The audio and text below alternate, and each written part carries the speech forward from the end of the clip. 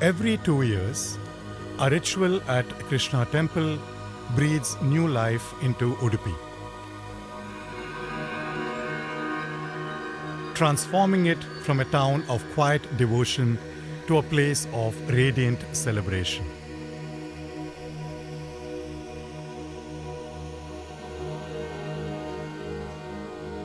This is Paryaya, a celebration where devotion and festivity blend seamlessly.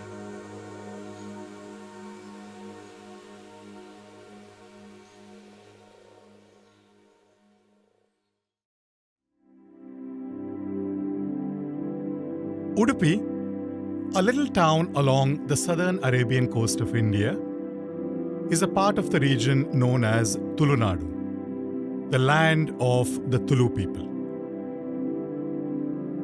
At the heart of Udupi stands the Krishna temple. Udupi was a modest coastal town rooted in agrarian way of life, while the Arabian Sea paved the way to connect it with the rest of the world. It was Acharya Madhva, a visionary philosopher of the 13th century and the founder of Dvaita Vedanta, who transformed Udupi into a hub of spiritual and philosophical learning.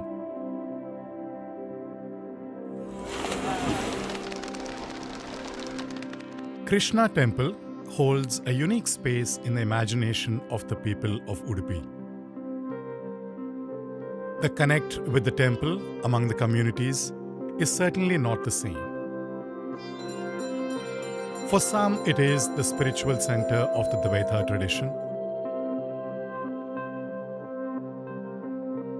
For others, it ties them to their homeland, their heritage.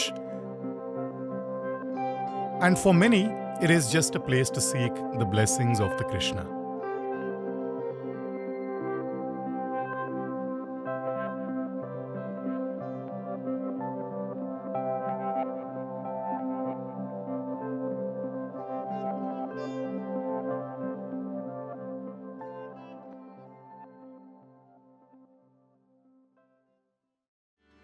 ಈ ಜಗತ್ತಿನಲ್ಲಿ ಕೃಷ್ಣನ ಅನೇಕ ದೇವಸ್ಥಾನಗಳು ನಾವು ನೋಡ್ತೀವಿ. ಕೈಯಲ್ಲಿ ಕೊಳಲು ಇರುವಂತಹ ಭಂಗಿ ಅಥವಾ ಗೋವರ್ಧನವನ್ನು ಎತ್ತಿ ಹಿಡಿದ ಭಂಗಿ ಇವೆಲ್ಲ ಕೃಷ್ಣನದಿದೆ. ಆದರೆ ಉಡುಪಿಯಲ್ಲಿ ಕೃಷ್ಣ ಬಲಗೈಯಲ್ಲಿ ಕಡಗೋಲು, ಎಡಗೈಯಲ್ಲಿ ಹಗ್ಗವನ್ನು ಹಿಡಿದುಕೊಂಡು ನಿಂತ ಒಂದು ವಿಶಿಷ್ಟವಾದ ಭಂಗಿ ಇದೆ. ಇದನ್ನ ಮಧ್ವಾಚಾರ್ಯರು ಪ್ರತಿಷ್ಠಾಪನೆ ಮಾಡಿದ್ದಾರೆ. ಆವಾಗ ಆಚಾರ್ಯ ಮಧ್ವರು ಈ ಭೂಮಿಯಲ್ಲಿ ತತ್ವಪ್ರಚಾರವನ್ನ ಮಾಡಿಕೊಂಡು ಇದ್ದಾರೆ. ಮಲ್ಪೆಯ ಸಮುದ್ರದ ತಟದಲ್ಲಿ ಧ್ಯಾನದಲ್ಲಿ ಕೂತಿದ್ದಾರೆ. ದ್ವಾರಕೆಯ ಆ ಭಾಗದಿಂದ ನಾವೆಯಲ್ಲಿ ಅನೇಕ ಬೆಲೆ ಬಾಳುವ ವಸ್ತುಗಳನ್ನು ಹಾಕಿಕೊಂಡು ಒಬ್ಬ ವ್ಯಾಪಾರಿ ಹಡಗಿನಲ್ಲಿ ಬರ್ತಾ ಇದ್ದಾನೆ. ಆ ಬರುವಾಗ ಅವನ ಹಡಗು ಪ್ರವಾಹಕ್ಕೆ ವಿಪರೀತ ಗಾಳಿಗೆ ಸಿಲುಕಿ ಮುಳುಗುವಂತ ಹಂತ ಬಂತು. ಆಚಾರ್ಯರು ದಡದಲ್ಲಿ ಅದನ್ನು ಗಮನಿಸಿ ತನ್ನ ಕೈ ಸನ್ನೆಯಿಂದ ಸುಖವಾಗಿ ದಡಕ್ಕೆ ಬರುವ ಹಾಗೆ ಮಾರ್ಗದರ್ಶನ ಮಾಡಿದರು. ಅದು ಸುಖವಾಗಿ ಬಂತು. ಆಗ ಅವನು ಕೇಳ್ತಾನೆ, ಸ್ವಾಮಿ, ನಿಮ್ಮ ಅನುಗ್ರಹದಿಂದ ಬದುಕಿ ಬಂದಿವಿ, ಇದರೊಳಗೆ ಅನರ್ಘ್ಯವಾದ ಸಂಪತ್ತಿದೆ, ನೀವು ತೆಗೆದುಕೊಳ್ಳಿ ಅಂತ ಪ್ರಾರ್ಥನೆ ಮಾಡ್ತಾನೆ. ಜ್ಞಾನ ದೃಷ್ಟಿಯಲ್ಲಿ ಸರ್ವಜ್ಞರಾದಂತಹ ಮಧ್ವಾಚಾರ್ಯ ಹೇಳ್ತಾರೆ, ಆ ಮೂಲೆಯಲ್ಲಿ ಇರುವಂತಹ ಗೋಪಿಚಂದನದಲ್ಲಿ ಇರುವಂತಹ ಗಡ್ಡೆ ಏನಿದೆ ಅದನ್ನು ಕೊಡು ಸಾಕು ಅಂತ. ಅವನು ಅದನ್ನು ಸಮರ್ಪಣೆ ಮಾಡ್ತಾನೆ. ಆಚಾರ್ಯರ ಸ್ಪರ್ಶ ಮಾಡಿದ ಕೂಡಲೇ ಅದರೊಳಗೆ ಸುಂದರವಾದಂತಹ ಕೃಷ್ಣನ ಮೂರ್ತಿ ಸಿಗ್ತದೆ. ಆಚಾರ್ಯರು ಆ ಮೂರ್ತಿಯನ್ನು ತಂದು ಇಲ್ಲಿ ಕೃಷ್ಣನ ಇವತ್ತೇನು ನಾವು ನೋಡ್ತಾ ಇದ್ದೀವಿ ಗರ್ಭಗುಡಿ, ಅಲ್ಲಿ ಈ ಮೂರ್ತಿಯನ್ನ ಪ್ರತಿಷ್ಠಾಪನೆ ಮಾಡಿದರು. ಆ ಪ್ರತಿಷ್ಠಾಪನೆಯನ್ನ ಮಾಡಿದ ಮೇಲೆ ನಿರಂತರ ಕೃಷ್ಣ ಪೂಜೆ, ಕೃಷ್ಣ ತತ್ವ ಪ್ರಚಾರ ಆಗಬೇಕು ಅಂತ ಅಷ್ಟಮಠಗಳನ್ನ ಸ್ಥಾಪನೆ ಮಾಡ್ತಾರೆ. 8 ಜನ ಬ್ರಹ್ಮಚಾರಿಗಳು ಯತಿಗಳನ್ನ ಅವರು ಸ್ವೀಕಾರ ಮಾಡ್ತಾರೆ. ಆ 8 ಯತಿಗಳಿಗೆ ಒಂದು ಪೂಜಾ ವ್ಯವಸ್ಥೆಯನ್ನ, ಯಾವ ರೀತಿ ಪೂಜೆ ಮಾಡಬೇಕು ಅಂತ ಅವರು ಪೂಜಾ ಪದ್ಧತಿಯನ್ನ ಮಧ್ವಾಚಾರ್ಯರು ಹಾಕಿಕೊಡ್ತಾರೆ. ಇದೇ ಅಷ್ಟಮಠದ ಒಂದು ಕಲ್ಪನೆ. ಆಚಾರ್ಯರು ಕೃಷ್ಣನ ಆರಾಧನೆಗಾಗಿ 8 ಜನ ಯತಿಗಳನ್ನ ಸ್ವೀಕಾರ ಮಾಡಿ ಅವರಿಗೆ ಒಂದು ದೀಕ್ಷೆಯನ್ನ ಕೊಟ್ಟರು. ಎಷ್ಟು ಚೆನ್ನಾಗಿ ಹೇಳ್ತಾರೆ ಅಂದ್ರೆ, ಒಬ್ಬೊಬ್ಬ ಯತಿಗಳು 2 ತಿಂಗಳು ನೀವು ಕೃಷ್ಣನನ್ನ ಪೂಜಿಸಬೇಕು. 2 ತಿಂಗಳು ನಿಮ್ದು ಮುಗಿತು ಅಂತ ಹೇಳಿದ್ರೆ ಮುಂದಿನ ಯತಿಗಳಿಗೆ ನೀವು ಅದನ್ನ ಹಸ್ತಾಂತರ ಮಾಡಬೇಕು. ಅಲ್ಲಿ ಏನು ಮಾಡಿದ್ದಾರೆ ಅಂದ್ರೆ, ಕೃಷ್ಣನನ್ನ ಆಚಾರ್ಯರು ಪ್ರತಿಷ್ಠಾಪನೆ ಮಾಡಬೇಕಾದ್ರೆ ಅನ್ನಬ್ರಹ್ಮ ಎಂಬುದಾಗಿ ಪ್ರತಿಷ್ಠಾಪನೆ ಮಾಡಿದ್ದಾರೆ. ಆ ಅನ್ನಬ್ರಹ್ಮನ ಆರಾಧನೆಗೆ ಪೂರಕವಾದದ್ದೇ ಉಡುಪಿಯಲ್ಲಿ ಕೃಷ್ಣ ಮಠದಲ್ಲಿ ನಾವು ನೋಡುವಂತಹದ್ದು. ಅದಕ್ಕೆ ಆಚಾರ್ಯರು ಅಕ್ಷಯ ಪಾತ್ರೆಯನ್ನು ಕೊಟ್ಟಾರೆ. ಇವತ್ತಿಗೂ ಕೂಡ ಕೃಷ್ಣ ಮಠದಲ್ಲಿ ಅಕ್ಷಯ ಪಾತ್ರೆ ಮತ್ತು ಬೆಳ್ಳಿಯ ಸಟ್ಟುಕ ಇದೆ. ಇದೆರಡೂ ಕೂಡ ಕೃಷ್ಣನ ಬಳಿಯಲ್ಲಿದೆ, ದಿನಾ ಪೂಜೆ ಆಗ್ತದೆ. ಈ ಅಕ್ಷಯ ಪಾತ್ರೆಯನ್ನು ಕೊಟ್ಟು ಅನ್ನಬ್ರಹ್ಮ ಅಂತ ಆರಾಧನೆ ಮಾಡಬೇಕು ಅಂತ ಆದೇಶ ಮಾಡಿ ಮಧ್ವಾಚಾರ್ಯರು ವ್ಯವಸ್ಥೆಯನ್ನು ಮಾಡಿದರು. ಈ 2 ತಿಂಗಳ ಒಬ್ಬೊಬ್ಬ ಯತಿಗಳು 2 ತಿಂಗಳು ಪೂಜೆಯನ್ನು ಮಾಡಿ ಮತ್ತೆ ಮುಂದಿನವರಿಗೆ ಹಸ್ತಾಂತರಿಸುವಂತಹದ್ದು. ಆ ಹಸ್ತಾಂತರದ ಪ್ರಕ್ರಿಯೆ ಯಾವುದು ಅಂತ ಹೇಳಿದ್ರೆ, ಅಕ್ಷಯ ಪಾತ್ರೆಯನ್ನು ಅವರಿಗೆ ಒಪ್ಪಿಸುವುದು. ಇಲ್ಲಿವರೆಗೂ ಪೂಜೆ ಮಾಡಿದ ಯತಿಗಳು ನಾಳೆ ಪೂಜೆ ಮಾಡುವಂತಹ ಯತಿಗಳಿಗೆ ಅಥವಾ ಇವತ್ತಿನಿಂದ ಪೂಜೆ ಪ್ರಾರಂಭ ಮಾಡುವಂತಹ ಯತಿಗಳಿಗೆ ಕೃಷ್ಣನ ಎದುರುಗಡೆಗೆ ಅಕ್ಷಯ ಪಾತ್ರೆಯನ್ನು ಕೊಡುವಂತಹ ಪ್ರಕ್ರಿಯೆ ಏನಿದೆ, ಇದೇ ಪರ್ಯಾಯ.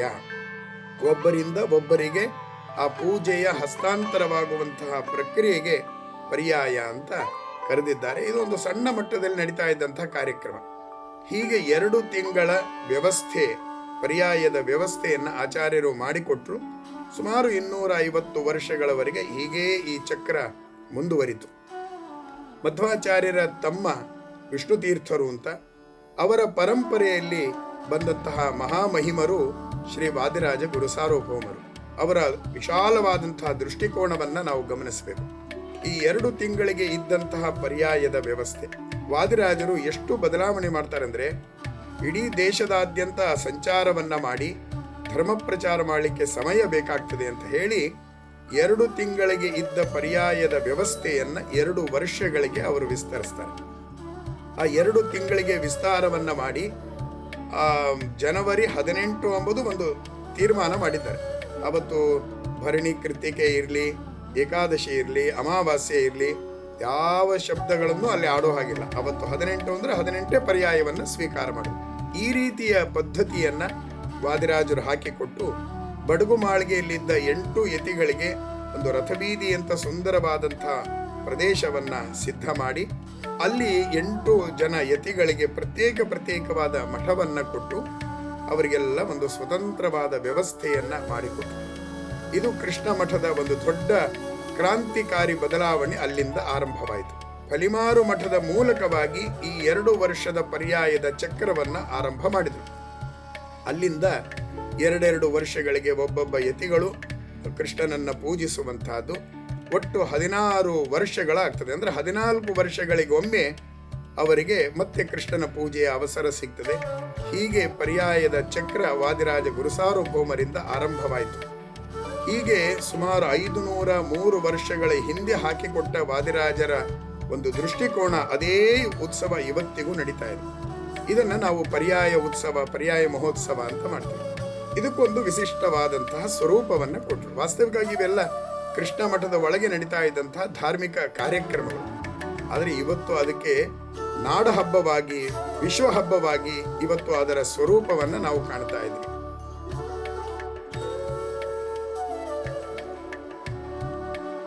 Over time, the Paryaya ritual grew beyond its temple walls. Gradually, it became a community event with people from all backgrounds joining hands in devotion.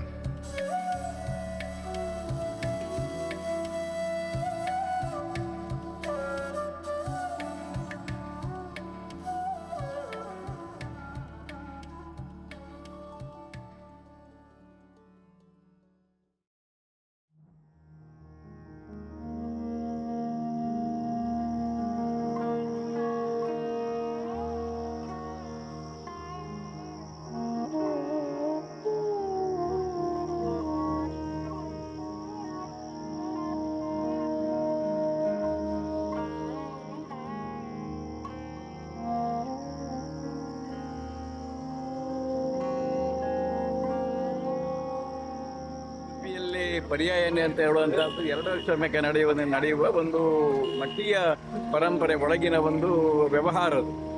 ಒಂದು ಮಠದಿಂದ ಇನ್ನೊಂದು ಮಠಕ್ಕೆ ಕೃಷ್ಣ ಮಠದ ಜವಾಬ್ದಾರಿಯನ್ನು ಕೊಡುವಂಥ ಆ ಸಂದರ್ಭಕ್ಕೆ ಪರ್ಯಾಯ ಉತ್ಸವ ಅಂತ ಹೇಳುವಂಥದ್ದು. ಅದು ಬೇಸಿಕಲಿ ಮಠದ ಒಳಗೆ ಸೀಮಿತವಾದ ವಿಷಯವಾದರೂ ಕೂಡ ಮಠಕ್ಕೂ ಜನರಿಗೂ ಸಂಬಂಧವನ್ನು ಕಲ್ಪಿಸಬೇಕಾದದ್ದು ಮುಖ್ಯ. ಮತ್ತು ಸಂಬಂಧವೂ ಇರುತ್ತದೆ. ಅದು ಒಂದು ನಿಧಾನ ವ್ಯಾಪಕವಾಗಿ ಅದನ್ನು ಸೋಷಿಯಲ್ ಫಂಕ್ಷನ್ ಆಗಿ ಮಾಡುವ ದೃಷ್ಟಿಯಲ್ಲಿ ಬೆಳೀತಾ ಬಂತು. ನನ್ನ ನೆನಪಿನ ಪ್ರಕಾರ ಮಣಿಪಾಲದಿದ್ದಂಥ ವಿಜಯನಾಶಣೆಯವರಿದ್ದಾರಲ್ಲ, ಅವರು ಈ ಸಮಿತಿಗೆ ಸೇರಿಕೊಂಡಾಗ ಇದು ಬರೇ ಮಠಕ್ಕೆ ಸೀಮಿತವಾದಂಥ ಒಂದು ಉತ್ಸವ ಆಗೋದು ಬೇಡ, ಜನರನ್ನು ಸೇರಿಸಿಕೊಳ್ಳುವ ಅಂತ ಹೇಳಿದೆ. ಜನರು ಸೇರಬೇಕಿದ್ರೆ ಅವರಿಗೆ ಧಾರ್ಮಿಕವಾದ ವಿಷಯದಲ್ಲಿ ಅಷ್ಟೇನು ಆಸಕ್ತಿ ಇರುವುದಿಲ್ಲ. ಅದರಿಂದ ಅದಕ್ಕೊಂದು ಸಾಂಸ್ಕೃತಿಕವಾದಂಥ ಮುಖವನ್ನು ಕೊಡುವಂತ ಅವರು ಸ್ಟಾರ್ಟ್ ಮಾಡಿದರು. ಅವರು ಸ್ಟಾರ್ಟ್ ಮಾಡಿದ ಮೇಲೆ ಅದು ಬೆಳೆಯುತ್ತಾ ಬಂತು. ಮತ್ತೆ ಕಾಲಧರ್ಮಕ್ಕೆ ಅನುಸಾರವಾಗಿ ಈ ಉತ್ಸವ ಇತ್ಯಾದಿಗಳಲ್ಲಿ ಹೆಚ್ಚೆಚ್ಚು ಜನರು ಒಳಗೊಳ್ಳಬೇಕು, ಮತ್ತೆ ವ್ಯಾಪಕ ಪ್ರಚಾರ ಆಗಬೇಕು, ಊರಿಗೆಲ್ಲ ಗೊತ್ತಾಗಬೇಕು ಅಂತ ಪ್ರತಿ ಪರ್ಯಾಯ ಮುಂದುವರಿತಾ ಬಂದ ಹಾಗೆ ಪರ್ಯಾಯ ಸ್ವಾಮಿಗಳಿಗೆ ಈ ಬಗ್ಗೆ ಆಸಕ್ತಿ ಮೂಡಿದ್ದರಿಂದ ಇದನ್ನು ಸಾಂಸ್ಕೃತಿಕ ವೈಭವವಾಗಿ ಮಾಡಿಕೊಂಡಿದ್ದಾರೆ.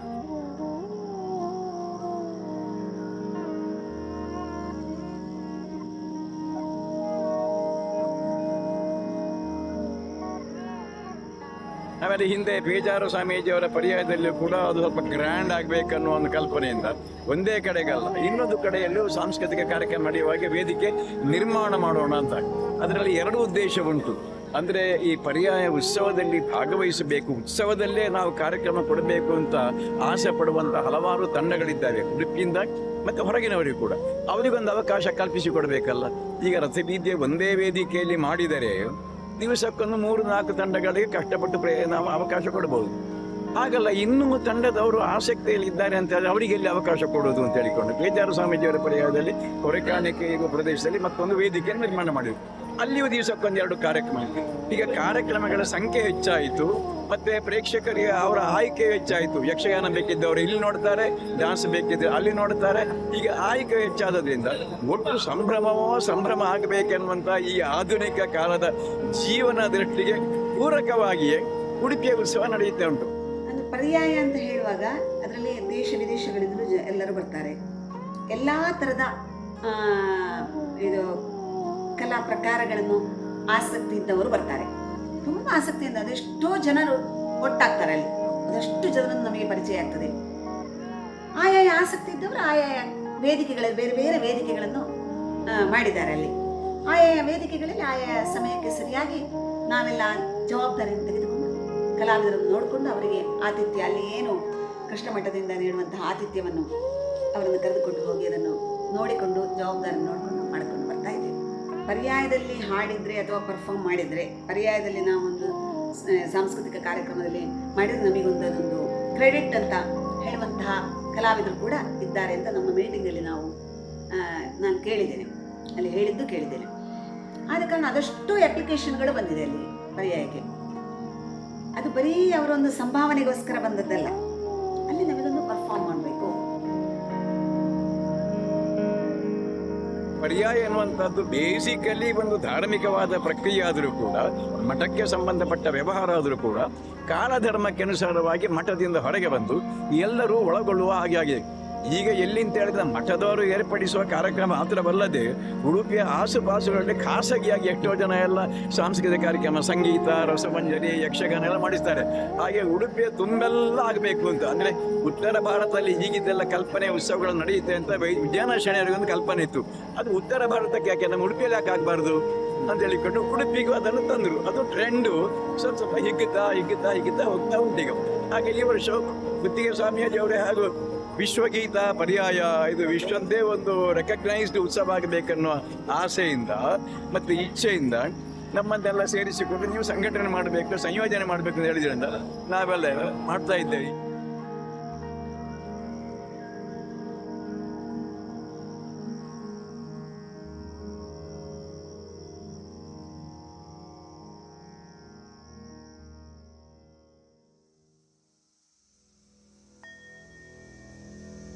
People in and around Udupi began offering their service, supporting the temple, and contributing to the celebration in diverse ways. Paryaya became more than a religious ritual. It became a symbol of unity, shared purpose, and collective joy.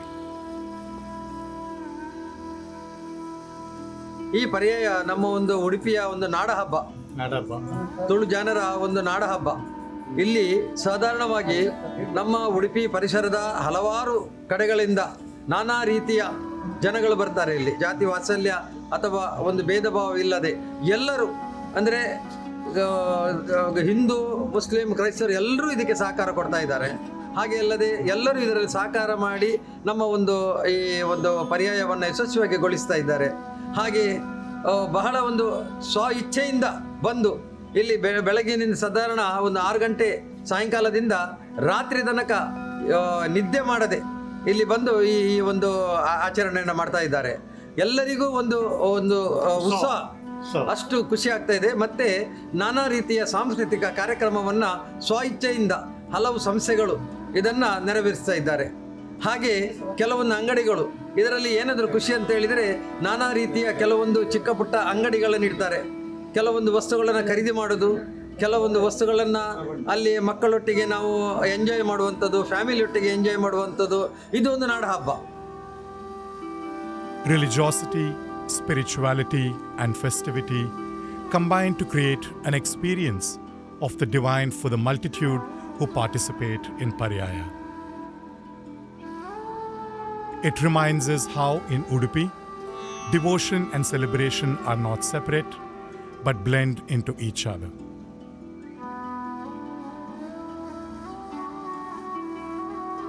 ಸಾಮಾಜಿಕವಾಗಿ, ಶೈಕ್ಷಣಿಕವಾಗಿ, ಸಾಂಸ್ಕೃತಿಕವಾಗಿ ಕೃಷ್ಣ ಮಠ ಎಲ್ಲರ ಜೊತೆಯಲ್ಲಿ ಬೆರೆತಿದೆ. ಹಾಗೆ ಎಲ್ಲರೂ ಕೃಷ್ಣ ಮಠದ ಜೊತೆಯಲ್ಲಿ ಬೆರೆತಿದ್ದಾರೆ. ಇದು ಪರಸ್ಪರ ಸಂಬಂಧಗಳು ಸಮಾಜಕ್ಕೆ ಮತ್ತು ಕೃಷ್ಣ ಮಠಕ್ಕೆ ಇದೆ. ಹೀಗೆ ಈ ರೀತಿಯಲ್ಲಿ ಒಂದು ಧಾರ್ಮಿಕ ಕೇಂದ್ರವಾಗಿ, ಒಂದು ದ್ವೈತ ಮತದ ಸಿದ್ಧಾಂತದ ಪ್ರಧಾನ ಕೇಂದ್ರವಾಗಿ ವಿಶ್ವದಾದ್ಯಂತ ಎಲ್ಲರನ್ನೂ ಸೆಳೀತಾ ಇದೆ. ಕಾರಣ ಏನು ಅಂತ ಹೇಳಿದ್ರೆ, ಎಲ್ಲರನ್ನೂ ಸಂತೋಷಗೊಳಿಸುವಂತಹ ಸಿದ್ಧಾಂತ, ಎಲ್ಲರನ್ನೂ ಸಂತೋಷಗೊಳಿಸುವುದೇ ದೇವರ ಪೂಜೆ ಅಂತ ಶ್ರೀಮದ್ ಆಚಾರ್ಯರು ಕೊಟ್ಟ ತತ್ವ. ಸಂತೋಷಂ ಜನಯೇತ್ ಪ್ರಾಜ್ಞ ತದೇವ ಹರಿಪೂಜನಂ ಅಂತ. ದೇವರ ನಿಜವಾದ ಪೂಜೆ ಏನು ಅಂತ ಹೇಳಿದ್ರೆ, ದೇವಸ್ಥಾನಕ್ಕೆ ಬಂದ ಭಕ್ತ ನಗನಗತಾ ಹೋಗಬೇಕು, ಸಮಾಜದಲ್ಲಿ ಇರುವ ಪ್ರತಿಯೊಬ್ಬ ವರ್ಗದವರು ನಗತಾ ಇರಬೇಕು. ಇದೇ ನಿಜವಾದ ದೇವರ ಪೂಜೆ ಅಂತ ಆಚಾರ್ಯರು ಕೊಟ್ಟ ಸಂದೇಶ.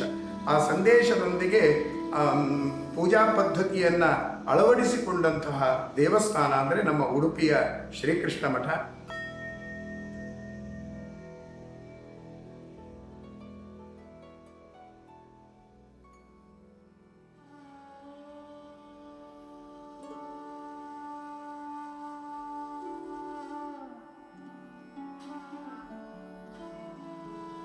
ಈ ಪ್ರದೇಶದಲ್ಲಿ ಇದು 2 ವರ್ಷಕ್ಕೊಮ್ಮೆ ಆಗೋದಾದ್ದರಿಂದ ಇಲ್ಲಿ ಬೇರೆ ವಿಶೇಷವಾದ ಜಾತ್ರೆ ಇಲ್ಲ. 2 ವರ್ಷಕ್ಕೆ ಬರೋ ಪರ್ಯಾಯ ಜಾತ್ರೆ ವಿಶೇಷವಾದ ಜಾತ್ರೆ ಇದರಲ್ಲಿ. ಈ ಪರ್ಯಾಯಕ್ಕಂತ ಹೇಳಿದಾಗ ಜಿಲ್ಲೆಯ, ನಾನು ಕಂಡುಕೊಂಡಾಗ ಜಿಲ್ಲೆಯ ಬಹುಪಾಲು ಜನ ಒಂದು ಗಮ್ಜನ್ನು ಒಂದು ನೋಡಬೇಕು, ಒಂದು ಹೋಗಬೇಕು ಅನ್ನೋ ರೀತಿಯಲ್ಲಿ ಜನ ಬರ್ತಾಯಿದ್ರು. ಬಂದು ಇಲ್ಲಿ ಇಡೀ ರಾತ್ರಿನ ಕಳೆಯುವುದು ಅಂತ ಹೇಳುವಾಗ ರಥಬೀದಿಯಿಂದ ಹಿಡಿದು ಜೋಡುಕಟ್ಟೆವರೆಗೆ ಲೈಟಿಂಗ್ ಇರ್ತದೆ, ಡೆಕೋರೇಷನ್ ಇರ್ತದೆ. ಅವರವರ ಅಂಗಡಿ ಇದರಲ್ಲಿ ಅಂಗಡಿ ಡೆಕೋರೇಷನ್ ಮಾಡಿರ್ತಾರೆ. ಇದನ್ನೆಲ್ಲ ನೋಡಲಿಕ್ಕೆ ಅವರಿಗೆ ಅವಕಾಶ ಸಿಗೋದಾದ. ಮತ್ತು ಈಗಿನ ಹಾಗೆ ಸ್ಕೂಟರು ಕಾರೋ ಇಲ್ಲ, ನಡ್ಕೊಂಡೇ ಇಲ್ಲಿಂದ ರಥಬೀದಿಯಿಂದ ಜೋಡುಗಟ್ಟೆವರೆಗೂ, ಜೋಡುಗಟ್ಟೆಯಿಂದ ಇಲ್ಲಿವರೆಗೆ ಎಷ್ಟು ಬಾರಿ ರಾತ್ರಿ ಅಲ್ಲಿದ್ದಾನೆ ಎಂದು ಹೊಡೆದ ಸಾಮಾನ್ಯ ಒಂದು 2:30-3 ಗಂಟೆ ರಾತ್ರಿಗೆ ಪರ್ಯಾಯ ಮೆರವಣಿಗೆ ಹೊರಡ್ತದೆ. ಅದರೊಟ್ಟಿಗೆ ಮೆರವಣಿಗೆಯಲ್ಲಿ ಬರುವುದು. ಆ ಮೆರವಣಿಗೆಯಲ್ಲಿ ಬರುವುದು ಮೊದಲು ಹೇಗಿತ್ತು ನನಗೆ ಗೊತ್ತಿಲ್ಲ.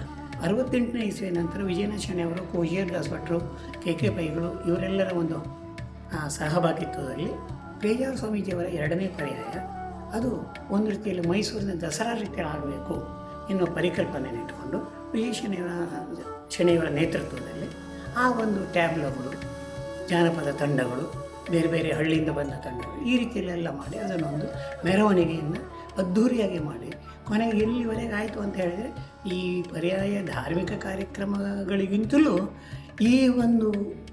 ಈ ಮೆರವಣಿಗೆ ಇಂಥದ್ದು ಈ ಕಾರ್ಯಕ್ರಮ ಏನಪ್ಪ ಪರ್ಯಾಯ ಅಂದರೆ ಏನು, ಆ ಮೆರವಣಿಗೆ ಎನ್ನುವುದೇ ಒಂದು ಮುಖ್ಯವಾಗುವ ಮಟ್ಟಕ್ಕೆ ಹಂತ ಹಂತವಾಗಿ ಬಂತು. ಇವತ್ತು ಕೂಡ ಪರ್ಯಾಯ ಮೆರವಣಿಗೆ ರಥಬೀದಿ ಬಂತ, ಮತ್ತೆಲ್ಲರೂ ಅವರವರು ಪಾಡಿಗವರು ಹೊಟ್ಕೊಂಡು ಹೋದರು.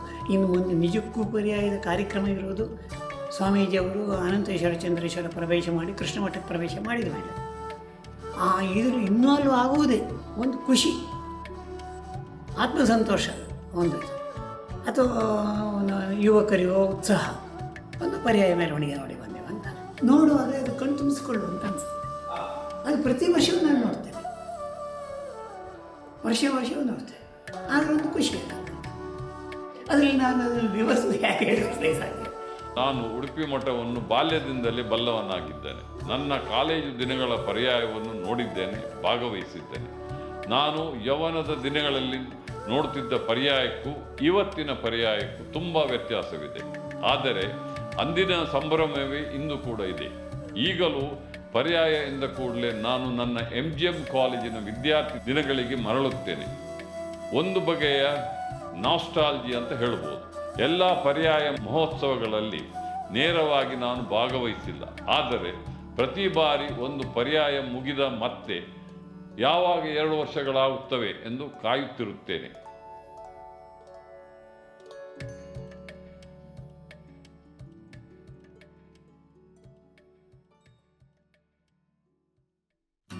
As the sun dips below the horizon and the lamps glow softly against the ancient walls of Krishna Mata, Udupi stands timeless, wrapped in reverence and joy. Paryaya has become a rhythm that binds the people across time and space. In this ritual of a temple, the people of Udupi find a purpose, a chance to celebrate, to belong, and to create a meaningful life.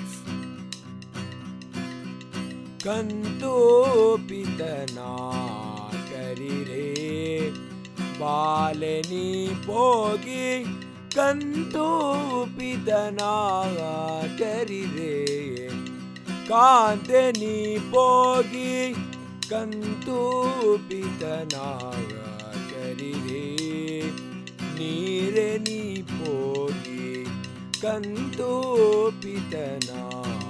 ಕರಿರೆ ಕಂತೋಪಿತನಾ ಕರೆ ವಿರಹ